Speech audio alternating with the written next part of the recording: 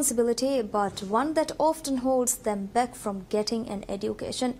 In the city of Karachi, some housewives who were struggling to help their children with their homework decided to do something about it.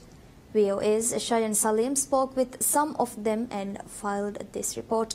Bezhad Hamdad narrates. They say age is just a number, and despite her advancing years, it has never stopped Tahira Bibi from working. She stitches work clothes day in and day out to support her family. But Tahira is illiterate. She doesn't read or write and has never attended school. But seeing her grandchildren study and do their homework has renewed her own curiosity and her own desire to learn. So now she attends Street to School, a school for older students like her. When I saw both my grandson and granddaughter studying, I also developed an interest in learning. I believe that knowledge has no age. People age, but knowledge never does. It has no limitation.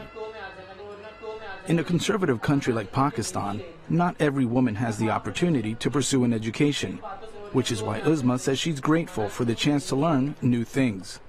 I talked to my husband. He gave me his permission, which is a huge deal. So many women don't get this opportunity. This is why I am here today. I come here and I study with God's blessing. I have learned enough now that I don't feel dependent on anyone. Street to School originally opened its doors as a conventional school for children, but administrators and teachers soon learned that women and other homemakers were in greater need of an education. We started this project for kids, but we found out very quickly that kids would bring their homework diaries without parents' signatures. That meant kids were not getting the needed help at home to do their homework. So we decided to create a special course for these parents so that they can have basic literacy to help their kids. Street to School programs for older students opened just a few months ago and now teaches 15 women.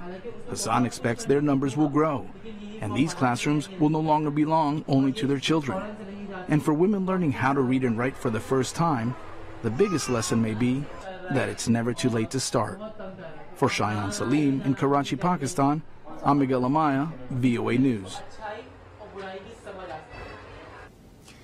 France President Emmanuel Macron will announce measures to help overhaul the country's problematic banlieues cordboard for the gritty, restive suburbs circling Paris and other big cities. Edwidge Ire is heading back to the job market, hoping to turn her flair for West African cooking into a career. But first, that means learning the basics about the restaurant business and fine-tuning her resume so her skills outshine one of her biggest handicaps, her address.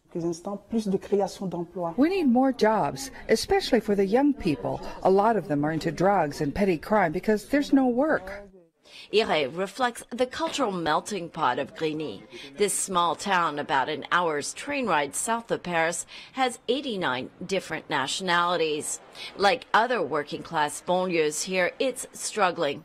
Grigny is one of the poorest towns in France, with some of the highest rates of unemployment, school dropouts, and illiteracy. We felt the effects of the 2008 financial crisis much more quickly than elsewhere. There was an acceleration of exclusion and segregation, and for the first time people were talking about economic apartheid. Grigny residents say they face other challenges, like discrimination. You can go any company, you see you CV, you say Grigny, you can, you say he's afraid. So the guy from Grigny is no good. Mayor Rio says the French state has failed its banlieues. The problems aren't recent. In 2005, towns like Grigny exploded into riots that spread countrywide. There have been more riots here since. In 2015, Grigny native Amédi Koulibaly killed 4 people at a kosher supermarket in Paris before police shot him dead. He claimed allegiance to Islamic State. Last October, Rio and other banlieue mayors gathered here to issue a call from Grigny, demanding a national response to the crisis. La pauvreté s'est renforcée. Poverty has deepened since the 2005 riots, and the banlieues have cut themselves off from the rest of French society. French President Emmanuel Macron tapped a popular former minister, Jean-Louis Borloo, to come up with answers. Emmanuel Macron wants to show that he's caring about what is happening in the other side of France, that he's not only the president of the cities, the president of France that goes well. Last month, Bonlieu submitted a detailed plan with a multi-billion-dollar price tag at a time the government is pressured to cut spending. Bonlieu mayors like Rio want it fully adopted. Many are skeptical that will happen. But change is happening anyway. New housing, and this mosque funded by the local community. The town is nurturing local talent and supporting several vocational education programs. We have 500 people who go through the center every year, and more than 70% find jobs. Mayor Rio says Grigny not only crystallizes the many problems facing France's banlieues, but also their powerful spirit of resistance and resilience. Lisa Bryant for VOA News, Grigny, France.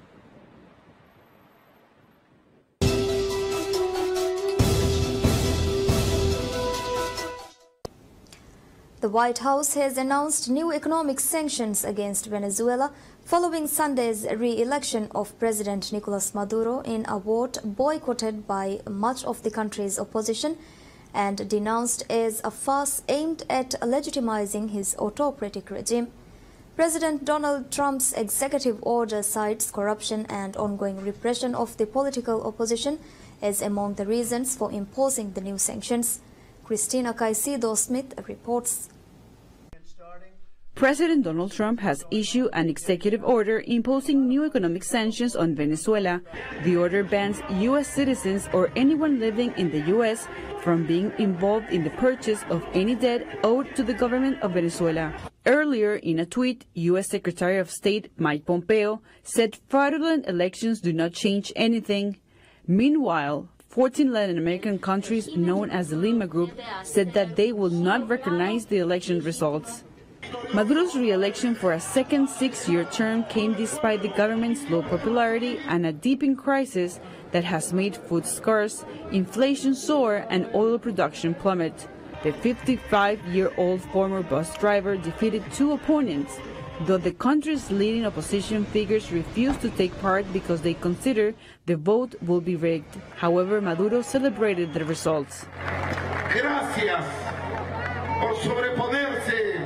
Thank you for overcoming so many aggressions, so many lies. Thanks for joining me in so many battles. And thanks for making me president of the Bolivarian Republic of Venezuela for the period 2019-2025. Thank you, beloved people of Venezuela. The elections registered the lowest participation in more than 2 decades. According to the pollster Felix Sejias, he said Maduro obtained 1.7 million fewer votes than in previous election in 2013. In the street of Caracas, the Venezuelan capital, opinion was divided. At least we're going to see here, we're going to measure ourselves. What is the real truth?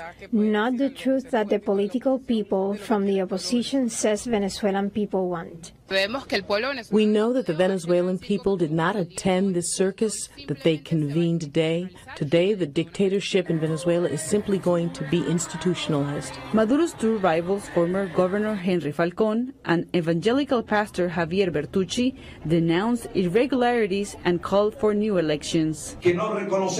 We do not recognize this electoral process as valid as true. For us, there were no elections. Although he did not give details, Maduro pledged to revive the economy. More than 1 million Venezuelans have left the oil-rich nation in recent years for a better life abroad. Christina Caicedo-Smith, VOA News, Washington.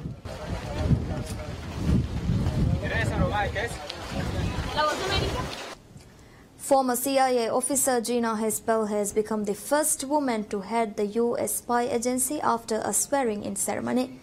Haspel has overcome the criticism by lawmakers of both parties for her involvement in the torture of terror suspects after the September 11, 2001 terrorist attacks on U.S.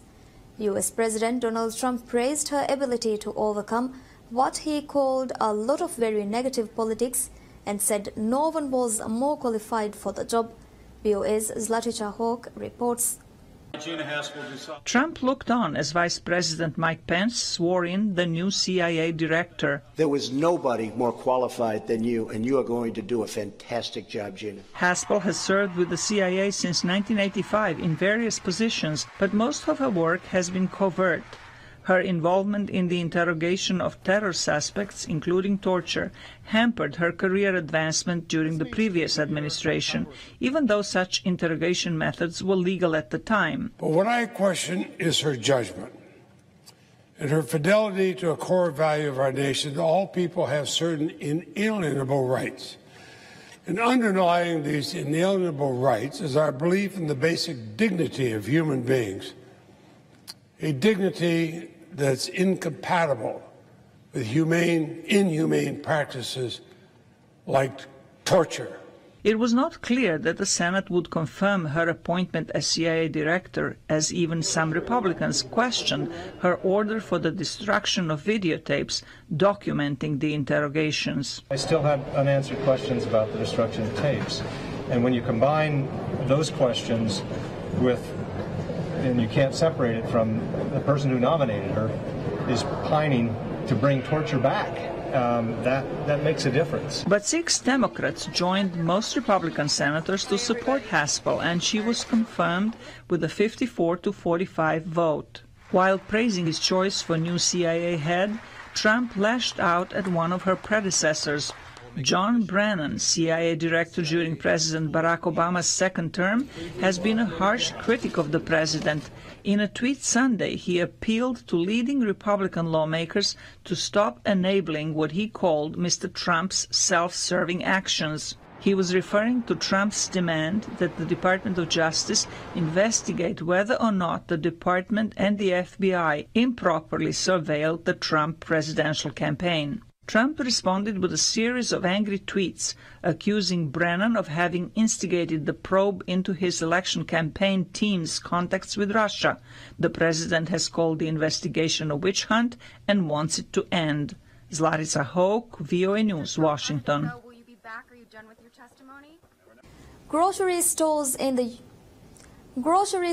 the U.S. are locked in a fierce battle for customers who often demand the convenience of home deliveries.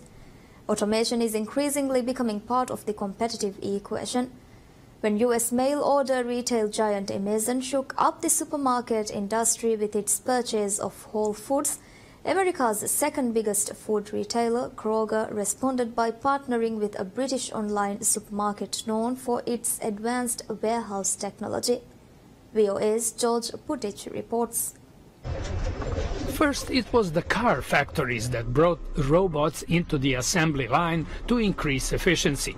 Then, retailers began automating warehouses to speed up mail order deliveries. Human workers no longer had to walk miles each day to pick up items from shelves and put them into packages. Robots were able to sort and locate the items faster and more efficiently, making same-day home deliveries a practical reality. Sensing a huge market opening, U.S. grocery giant Kroger decided to partner with British online supermarket Ocado, which owns one of the most advanced robotic warehouses in Europe. Investment commentator Gary White says the partnership could improve Ocado's financial health and speed up Kroger's deliveries. It could possibly propel them into the big time. The big issue with Ocado is profits. The company has rarely been profitable since it listed, more than a decade. The first decade it didn't make any money. These battery-operated robots can move up to 4 meters per second and communicate through an advanced 4G wireless network similar to your cell phone network. They can carry up to 10 kilograms and can assemble an order of 50 items in just a few minutes. The robots are controlled by a system similar to ones used by air traffic controllers and are capable of fulfilling 65,000 orders per week. Kroger, which operates 2,800 supermarkets in the U.S. under several brand names, says it plans to build 3 automated warehouses in the U.S. this year and perhaps up to 20 more in the coming years. With robotic deliveries already in testing, experts say grocery deliveries could become the first fully automated segment of the retail industry. George Putic, VOA News.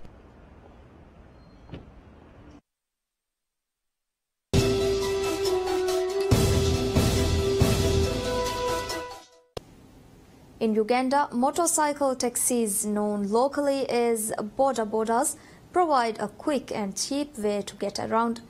But the drivers can be notoriously reckless, contributing to road accidents and injuries. A local software developer and a former boda boda driver joined forces, hoping to transform the market with their safe boda application. From Kampala, Halima Atumani reports for VOA on what is being called Uganda's Uber for motorcycle taxis. With the endless traffic in Kampala, boda bodas are often the best option for quickly getting where you need to go. But Ugandan police say crashes from the popular and unregulated mode of transport have killed at least 7,000 people in the last 3 years. The Mulago National Referral Hospital gets about 8 patients a day who are victims of boda boda wrecks. 80% and above sometimes are trauma. 90% of these are boda boda accidents.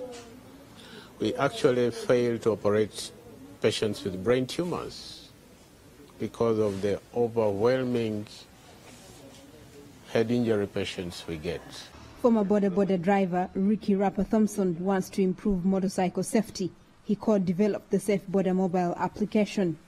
The problem is you don't know who to ride with, and you don't know who is the right driver, and you don't know who is trained, and you don't know who is fit to be on the road.